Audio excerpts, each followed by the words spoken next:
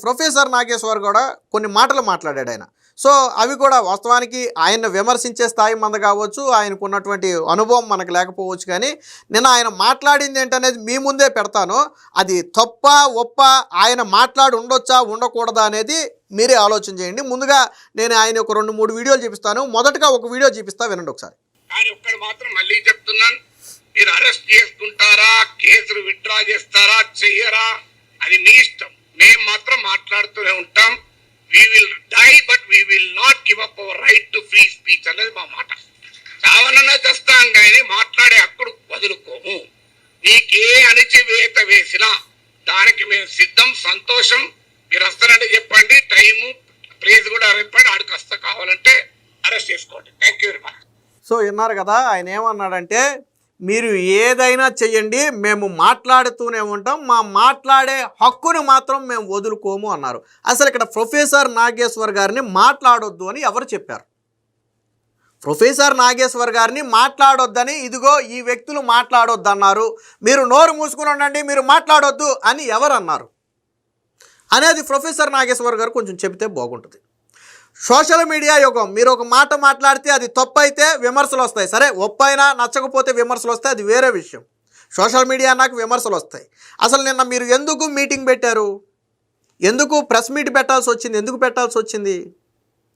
ఇక్కడ ప్రొఫెసర్ నాగేశ్వర్ని ఎవరు మాట్లాడొద్దన్నారు? ఎవరు ఆయన స్పీచ్ ఆఫ్ ఫ్రీడమ్ని ఎవరు కూనీ చేశారు? ఆయన మాట్లాడుతూనే ఉన్నాడు కదా. నిన్న ప్రెస్ మీట్లో కూడా మీరు మాట్లాడారు కదా, ఎవరు మాట్లాడొద్దన్నారు? అక్కడ మాట్లాడొద్దని ఎవరు అనలా, మాట్లాడినది చూసుకుని మాట్లాడమన్నారు. అది తప్పు కాదు. మీరు పవన్ కళ్యాణ్ మీద కొన్ని వ్యాఖ్యలు చేశారు. అమిత్ షా దగ్గరికి వెళ్ళి కూర్చున్నాడని, అమిత్ షాతో జగన్మోహన్ రెడ్డి లోన్ అయ్యాలని పవన్ కళ్యాణ్ అడిగితే పవన్ కళ్యాణ్కి హితబోధ చేశాడని, long term friend, short term friend లాగా జగన్మోహన్ రెడ్డి అనే వ్యక్తి మనకి long term friend, TDP short term friend, నీకెందుకు ఇబ్బంది, నీకు కూడా జగన్మోహన్ రెడ్డితో ఎప్పటికైనా ఉపయోగమే తప్ప నష్టం ఉండదు అని క్లాసు పీకాడని చెప్పి ఒక మాట మాట్లాడాడు. అదేమి చిన్న విమర్శ కాదు. ఒక పార్టీని నడుపుతున్నటువంటి వ్యక్తి, ఒక రాష్ట్రానికి ఉప ముఖ్యమంత్రిగా ఉన్నటువంటి వ్యక్తి క్రెడిబిలిటీ మీద చేసినటువంటి వ్యాఖ్యలు ఇవి. మరి ఆ వ్యాఖ్యల్లో ఇప్పుడు మీరు అలాంటి వ్యాఖ్యలు చేసినప్పుడు అడుగుతారు, మీరు ఏ సోర్స్? మీరేమన్నారు? నాకు దగ్గర నుంచి వచ్చినటువంటి ఒక సోర్స్ ద్వారా నేను మాట్లాడానని చెప్పారు. బయట పెట్టండి ఆ సోర్స్ ఏంటో. ఇదిగో ఈ సోర్స్ ద్వారా నేను మాట్లాడాను, పలానా వ్యక్తి నాకు చెప్పాడు, లేదా మీ పార్టీలోనే పలానా వ్యక్తి నాకు ఒప్పందించాడు. చెప్పండి, ఎవరది? చెప్పగలరా? మరి ఏ సోర్స్ ఉందని చెప్పి మీరు అంత ఆరోపణ చేశారు? పైగా బేషరతుగా శషపిషాలు లేకుండా నేను వ్యాఖ్యలను వెనక్కి తీసుకుంటున్నానని మీరే మాట్లాడారు కదా మీరు. సో వెనక్కి తీసుకుంటున్నామన్నారు. తర్వాత ఇదే నాగేశ్వరరావు గారు ఇంకో మాట మాట్లాడారనండి. ఆన్లైన్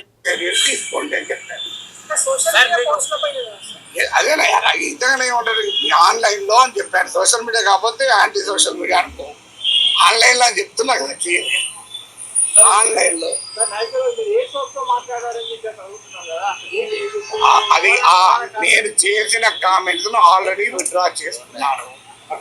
జనసేన పార్టీ దాన్ని ఆహ్వానించింది, తన క్యాడర్ కూడా విజ్ఞప్తి చేసింది, ఏమీ మాట్లాడకూడదు, ఇది ముగిసిన అధ్యాయం అని.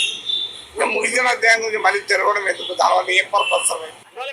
విన్నారు కదా, ఒక విలేకరు అడిగిన ప్రశ్న ఏంటంటే మీరు ఏ సోర్స్ ఆధారంగా మాట్లాడారు అని అడిగితే ఆయన సోర్సు చెప్పలా. ఏం చెప్పాడు ఆయన? ఇది ముగిసిన అధ్యాయం, నేను ఆల్రెడీ నా వ్యాఖ్యలను తీసుకున్నా, జనసేన పార్టీ ఆహ్వానించింది, తన క్యాడర్కు విజ్ఞప్తి చేసింది ఈ ఇష్యూ మీద మాట్లాడొద్దని. ఇది ముగిసిన అధ్యాయం, ముగిసిన అధ్యాయాన్ని మళ్ళీ తెరువుడు ఎందుకని చెప్పి మాట్లాడారు. మరి ముగిసిన అధ్యాయం మీద ప్రెస్ మీట్ ఎందుకు పెట్టారు? ప్రొఫెసర్ నాగేశ్వర్ చెప్పాలా, ముగిసిన అధ్యాయం మీద ప్రెస్ మీట్ ఎందుకు పెట్టారు? మీరు మీతో సంబంధం లేకుండా వాళ్ళు పెట్టుకుని ఉంటే సరే, మీ మీద అభిమానంతో వాళ్ళందరూ మాట్లాడారేమోలే, సరే దానికి ఈయనకి సంబంధం ఏంటని కుట్టిపడేద్దు. కానీ మీరు అదే ప్రెస్ మీట్లో కూర్చుని ఏం మాట్లాడారు? మళ్ళీ అదే ప్రెస్ మీట్లో కూర్చుని ఏం మాట్లాడారు? మీరు ఈ ప్రెస్ మీట్కు ముందేమో నేను డీజీపీని రక్షణ అడిగానని చెప్పినప్పుడు ఏమన్నారు మీరు? నా మాటల్ని నేను వెనక్కి తీసుకున్నాను, జనసేన పార్టీ కూడా అగ్రీ చేసింది, కాబట్టి ముగిసిన అధ్యయనం అన్న మీరు మళ్ళీ మీరు ఏదైనా చేయండి నేను మాట్లాడుతూనే ఉంటాను, మీరు నన్ను అరెస్టు చేసుకున్నా కానీ నేను మాట్లాడే హక్కును వదులుకోనని చెప్పి ఎందుకు ఇన్ని నాలుగుల ధోరణి? అసలు ముగిసిన అధ్యయనం అని చెప్పిన మీరు ముగిసిన అధ్యయనం మీద ప్రెస్ మీట్ పెట్టాల్సిన అవసరం ఏంటి? ఒక బాధ్యత గల జర్నలిస్ట్గా మీరు చేయాల్సిన పని ఏంటో తెలుసా? మీరు చెప్పింది నిజంగా మీకు చిత్తశుద్ధుండి మీరు హుందాగా వ్యవహరించి రాజ్యాంగబద్ధంగా మీరు వ్యవహరించాలి అనుకుంటే మీరు ఏం చేయాలో తెలుసా? పవన్ కళ్యాణ్ అమ్మ ఆ ఇష్యూ ముగిసిపోయింది, జనసేన పార్టీ ఇంకా దాన్ని వదిలేసింది, సో మీరు ఇలా ప్రెస్ మీట్లు లాంటివి పెట్టి మళ్ళీ దాన్ని రచ్చ చేయొద్దు, దయచేసి దీన్ని ఎక్కడితో వదిలేయండి, అది ముగిసిపోయిన అధ్యయనం అని చెప్పి ఈ సోకాల్డ్ జర్నలిస్టులు ఎవరైతే ఉన్నారో, మీకోసం ప్రెస్ మీట్ పెట్టిన సోకాల్డ్ జర్నలిస్టులు ఎవరైతే ఉన్నారో వాళ్ళకి చెప్పు ఉండాలి కదా మీరు. ఎందుకు చెప్పలేదు? ఇక్కడ ప్రెస్ మీట్ అడిగిన ప్రెస్లో మీరు సోర్స్ ఏంటని అడిగితే ముగిసిన అధ్యయనం అన్న మీరు అక్కడికి వెళ్ళిపోయి నేను మాట్లాడతాను, ఎస్ మాట్లాడండి, ఎవడొద్దన్నాడు? ఎవరు వద్దన్నారు? మాట్లాడండి, కానీ మాట్లాడిన దానికి ఒక అర్థం ఉండాలి.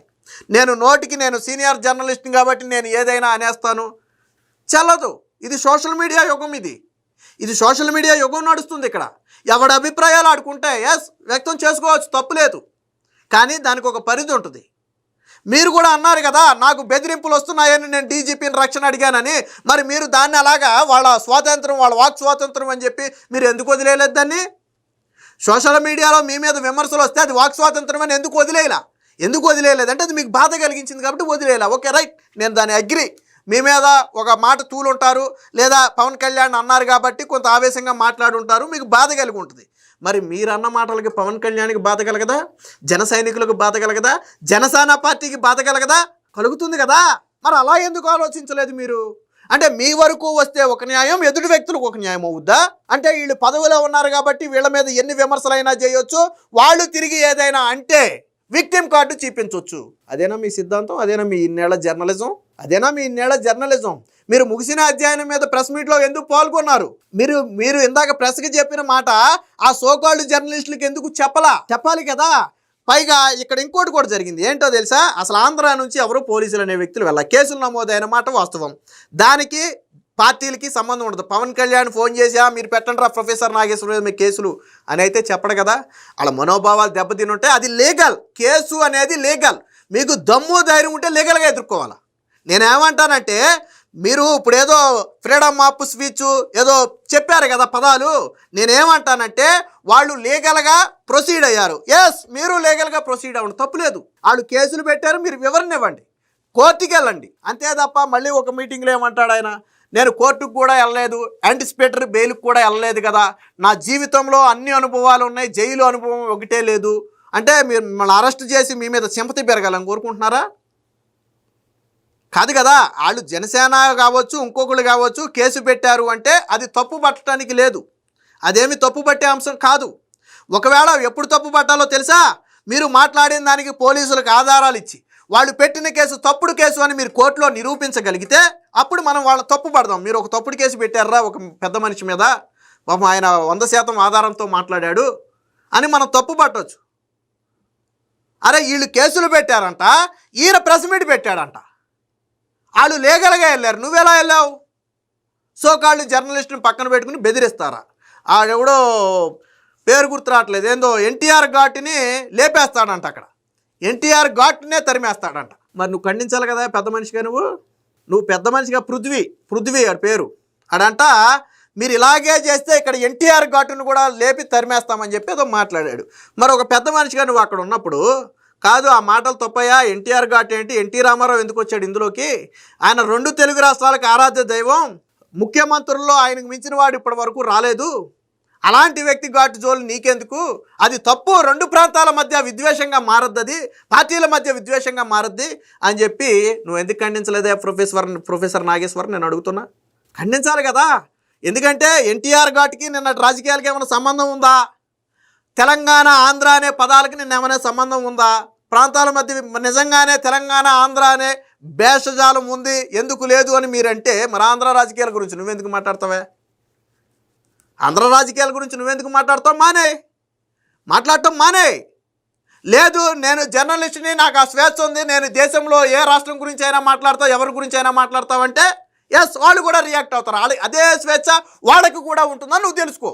నువ్వు ఒక వ్యక్తి గురించి మాట్లాడి పక్క రాష్ట్రంలో వ్యక్తి గురించి మాట్లాడి ఆ వ్యక్తి నుంచి రియాక్షన్ రావద్దంటే ఎలా పాసిబుల్ అది? నువ్వు మాట్లాడినప్పుడేమో తెలంగాణ ఆంధ్ర అనే తేడా లేదా, వాళ్ళు రియాక్ట్ అయితే మాత్రం తెలంగాణ ఆంధ్ర తేడా వచ్చేసిందా?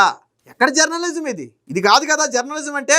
ఈయనే చెప్పాడు చూడండి. మళ్ళీ దీన్ని సోషల్ మీడియాలో ఈ ఎవరైతే ఈ సోకాళ్ళు జర్నలిస్టులు ఉన్నారో, ఈయనతో పాటు కూర్చున్న వాళ్ళు ఉన్నారో, మరి ఆ బుద్ధి ఆయన వాళ్ళకి చెప్పాలి. ఆయన మాట్లాడాడు ఒకసారి అండి. అరెస్ట్ ఇంతవరకు అయితే మీకు ఫ్యాక్ట్స్ కూడా చెప్పాలి. ఎందుకంటే ఇక్కడ మాట్లాడిన వాళ్ళు చాలా మంది బహుశా టీవీలు మిస్లీడ్ చేసిన రాంగ్ ఇన్ఫర్మేషన్ తో కూడా ఉన్నట్టున్నారు.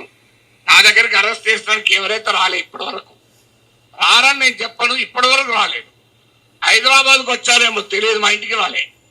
అయితే అక్కడ తెలంగాణ పోలీస్ ప్రొటెక్షన్కి వస్తే వాళ్ళ ఫోటోలు వేసి మనం మీడియాలో ఆంధ్ర పోలీస్ వచ్చిందని రాశారు. వినపడింది కదా మన మీడియాలో అంటే దీన్ని ఈయన సగ్గా ఎంత చిన్నగా చెప్పాడంటే, అంటే ఇది డ్యామేజ్ అయింది, నాగేశ్వరుని క్వశ్చన్ చేస్తున్నారని చెప్పి చాలా చిన్నగా చెప్పాడు. వాస్తవానికి అది స్ట్రాంగ్, ఆయన గట్టిగా చెప్పాలా. అసలు వీళ్ళు ఎంత హడావిడి చేసిందే నాగేశ్వరిని అరెస్ట్ చేయడానికి వచ్చేస్తున్నారని, ఆయన ఏదో కాపాడాలని కదా మీరు చేసింది. మరి అది నువ్వు సోకాళ్ళు జర్నలిస్టులకు గట్టిగా చెప్పాలి కదా. ఒరే బాబు, ఆంధ్ర నుంచి ఎవరు నాకు రాలేదు, ఒక నోటీస్ రాలేదు, ఒక పోలీసు రాలేదు, అలాంటిది ఏమీ నాకు రాలేదు, మీరు ఇలాంటి వార్తలు వెయ్యొద్దు అని చెప్పి నువ్వు సోకాళ్ళు జర్నలిస్ట్కి ఎందుకు చెప్పలా? ఆయన అన్నాడు కదా, మన వాళ్ళందరూ కూడా టీవీల్లో వచ్చిన వాటికి మిస్లీడ్ అయ్యి మాట్లాడినట్టున్నారని చెప్పి ఆయనే చెప్పాడు.